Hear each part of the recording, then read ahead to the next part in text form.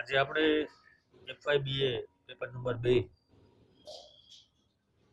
જે છે એ શરૂ કરવા જઈ રહ્યા છીએ. ભારતની સામાજિક સંસ્થાઓ, આ પેપર જે છે આપણે ભણીએ છીએ. ભારતની સામાજિક સંસ્થાઓ, એની અંદર શું આપણે જે છે ભણવાના છીએ. સામાજિક સંસ્થામાં આપણે જે છે એ સામાજિક સંસ્થા એટલે શું, જ્ઞાતિ સંસ્થા આપણે ભણવાના છીએ, લગ્ન સંસ્થા જે છે આપણે ભણવાના છીએ, અને કુટુંબ સંસ્થા જે છે આપણે આની અંદર ભણવાના છીએ. કુલ 4 પ્રકરણમાં આ બુક વેચાયેલી છે. આવો આપણે પ્રકરણ 1ની આજે જે છે પહેલા ચર્ચા કરીએ. પ્રકરણ 1, સામાજિક સંસ્થા એટલે શું. સામાજિક સંસ્થાનો અર્થ અને વ્યાખ્યા. એની અંદર આપણે શું ભણવાના છીએ. સામાજિક સંસ્થાનો અર્થ અને વ્યાખ્યા, સામાજિક સંસ્થાના લક્ષણો, સામાજિક સંસ્થાના કાર્યો અને ભારતની સામાજિક સંસ્થાઓ. આટલા મુદ્દાઓ જે છે એ પ્રકરણ 1ની અંદર આપણે જે છે એ ભણવાના છીએ. આવો આપણે સામાજિક સંસ્થાની વ્યાખ્યા જે છે એ જોઈ લઈએ અથવા લખી પણ લઈએ. પહેલી વ્યાખ્યા, સંસ્થા એ વ્યક્તિઓ અને જૂથો વચ્ચેના સંબંધોને નિયંત્રિત કરતી, લાંબા સમય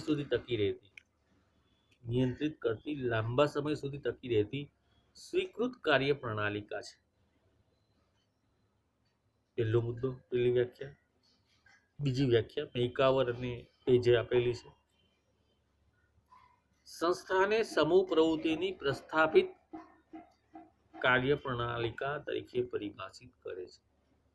સંસ્થાને સમૂહ પ્રવૃત્તિની પ્રસ્થાપિત કાર્ય પ્રણાલિકા તરીકે પ્રસ્થાપિત અથવા પરિભાષિત કરે છે. ત્રીજી વ્યાખ્યા, અમુક વિશિષ્ટ પ્રકારના સામાજિક સંબંધોને લાગુ પડતી, અમુક વિશિષ્ટ પ્રકારના સામાજિક સંબંધોને લાગુ પડતી ધોરણાત્મક ઢબ એટલે સંસ્થા. ધોરણાત્મક ઢબ એટલે સંસ્થા. છેલ્લી વ્યાખ્યા આની અંદર આપણે જે છે લખેલી. પછી સંસ્થાના લક્ષણો અને સંસ્થા એટલે શું એ તમને સમજાઈ જશે. માનવ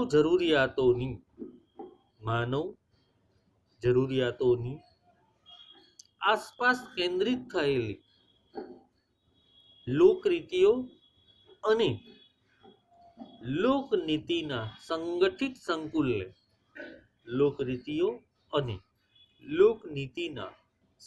સંકુલને સંસ્થા કહેવાય.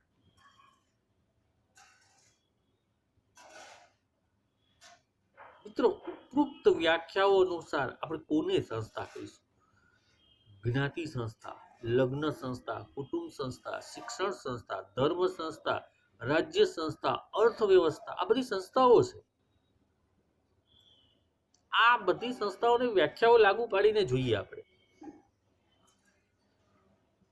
સમૂહ પ્રવૃત્તિની પ્રસ્થાપિત કાર્ય પ્રણાલિકા જ્ઞાતિ સંસ્થામાં આવે. જ્ઞાતિ સંસ્થા એ સમૂહ પ્રવૃત્તિની પ્રસ્થાપિત થયેલી કાર્ય, જ્ઞાતિના ચોક્કસ નિયમો, જ્ઞાતિના ચોક્કસ ધોરણો, જ્ઞાતિના ચોક્કસ હોય છે કે નહીં. ધર્મ સંસ્થા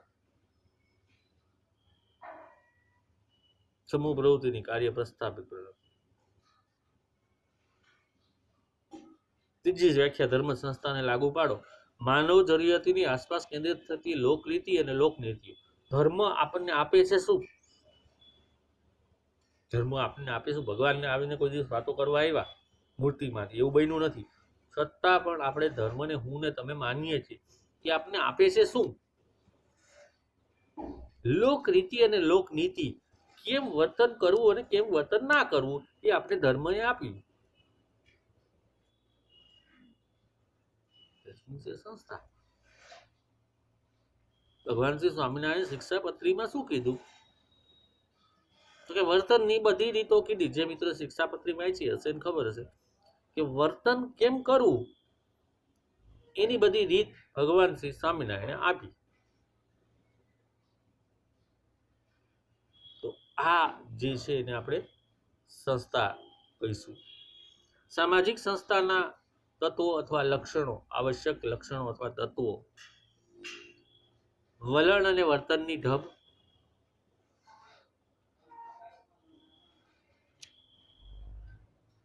વર્તનની ઢબ હોય, વલણ હોય એમાં ચોક્કસ પ્રકારનું.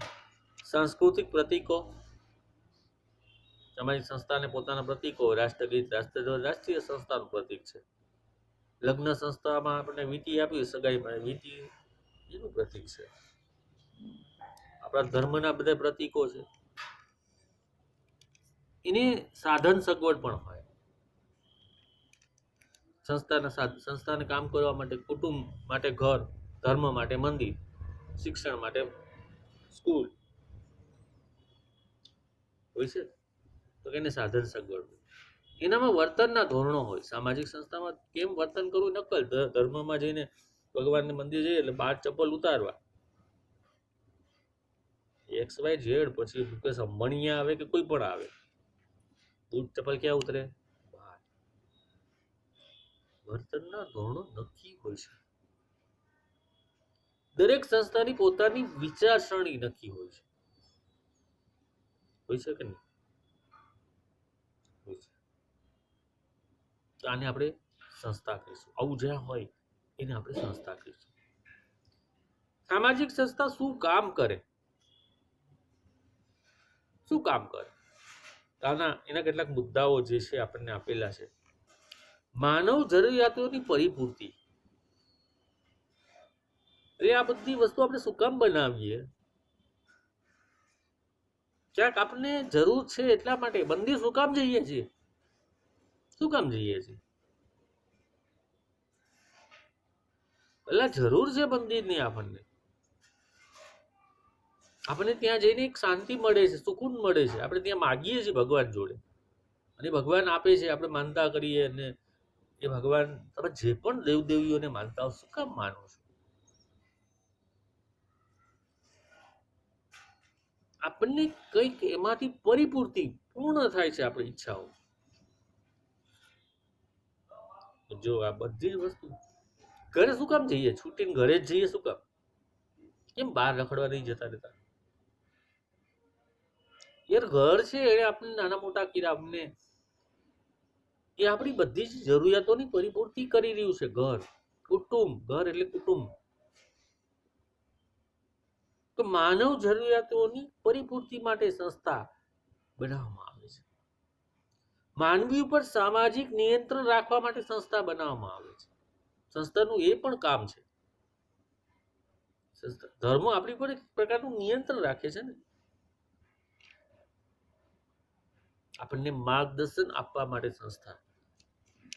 સંસ્થાનું એ પણ કામ છે, આપણને માર્ગદર્શન આપે છે.